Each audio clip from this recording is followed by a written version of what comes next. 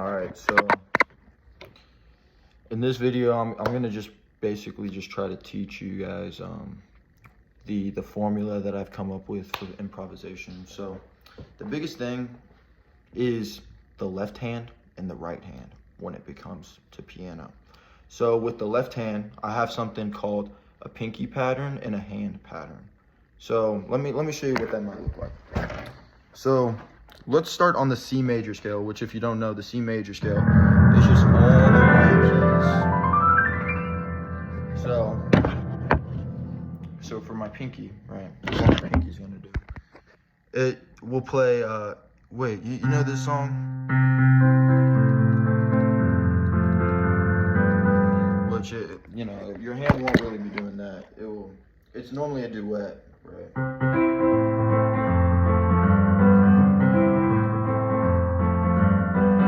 Someone will be playing on the higher end of the piano.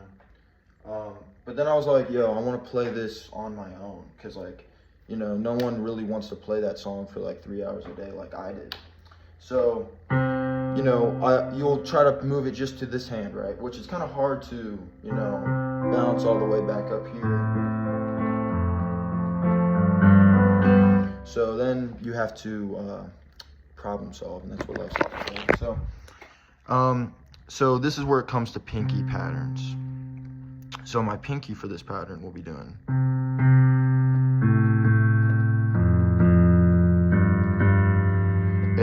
And slow that video down if you have to, or, you know, just figure that out, you know what I'm saying? Learn how your pinky can do that every time. And when it comes to that shit, muscle memory will prevail. So that's what my pinky's doing. And now what is my hand gonna do? It's gonna just finish the chord, which if you don't know, this is the most basic chord, right? And to find the C, look for the 2 right there. So this is the most basic chord, the triad, where you skip every other. So my pinky will go boom, and then my rest of the hand will complete the chord.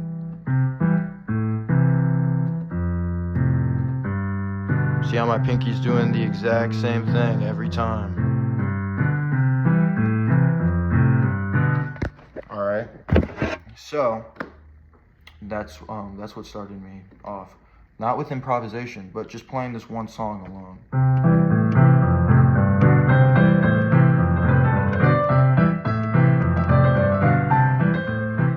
You know what I mean? So then take away the right hand, fuck the right hand. And also, my hand isn't actually changing like width, you know what I'm saying, that much when I'm just doing that. I'm just moving my hand over, doing the exact same thing. Moving my hand over, doing the exact same thing. So if you start pressing like notes in between that shit, then it's mainly a problem with either your hand positioning or your pinky's not going to the right spot. So there you go. Now, forget the right hand. Let's just do this. Oh, I messed up. See? It's normal to mess up. And just kind of get that muscle memory, you know, just like get that feel for it. And that's that hand pattern, that little waltzy hand pattern. But let's keep the same pinky pattern, right? But let's make it a little slower, like a little. See my finger.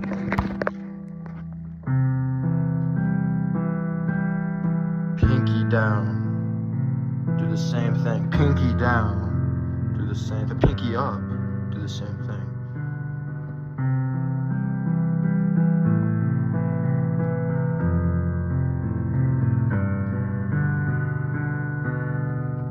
Now that was beautiful.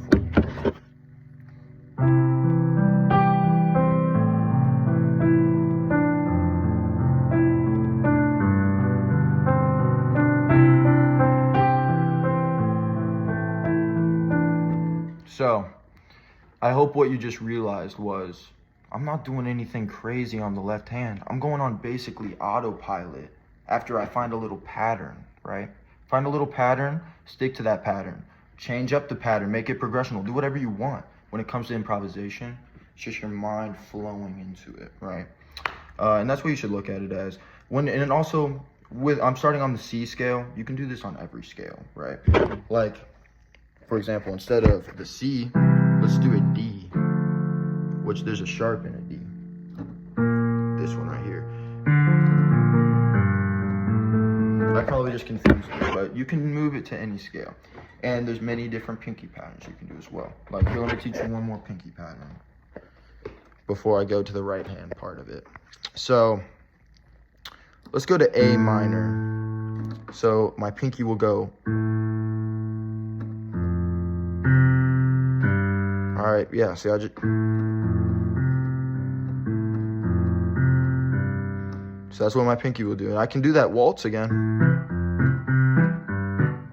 Or I can do the...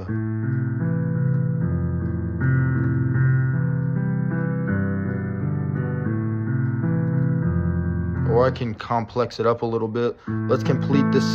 So this is an octave. It goes from A to A, right? Hit the octave, do one in the middle.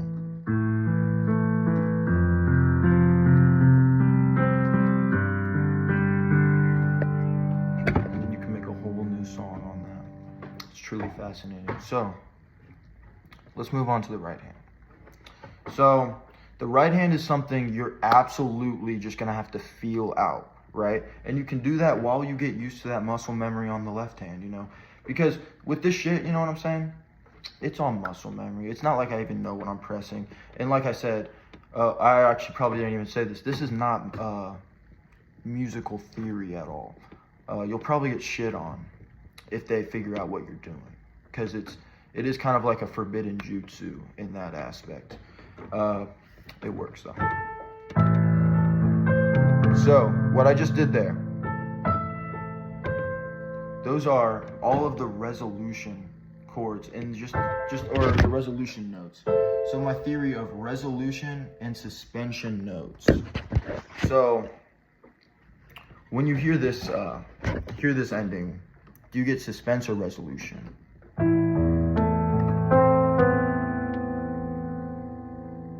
You get that suspense.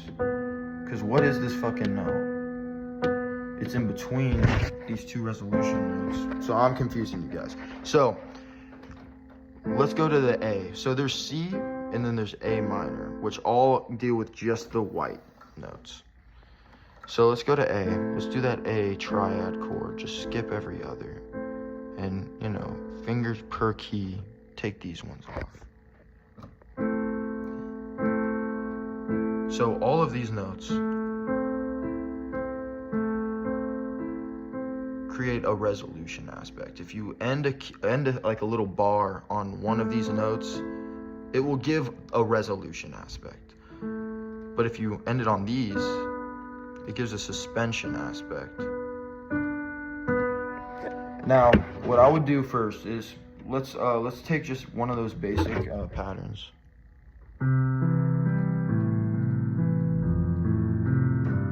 Repeat. Repeat.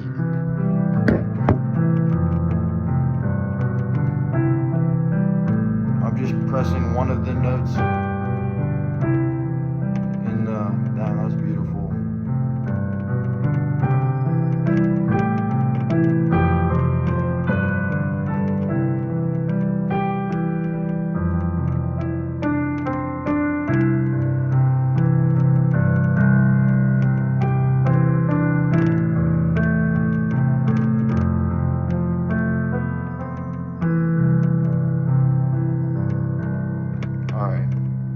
So it's getting a little harder to explain, but the biggest point, and that I want you to get from this, is that repeat or get that muscle memory on your left hand and play around with the right hand.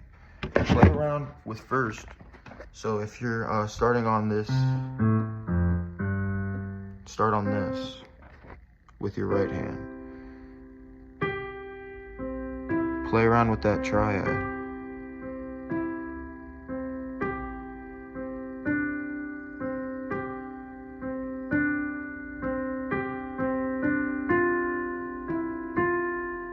There's really nothing wrong you can do. The only way you can do something wrong in music is if you're trying to play perfectly what someone else already created. But when you're just messing around like this, there's nothing wrong you can do, you know? Music is just noise. So if you're making noise, you're making music. Stay blessed, everybody. And if I might make another video like this, because I do really think improvisation is beautiful. Really is. It's a good therapy. All right, see you guys.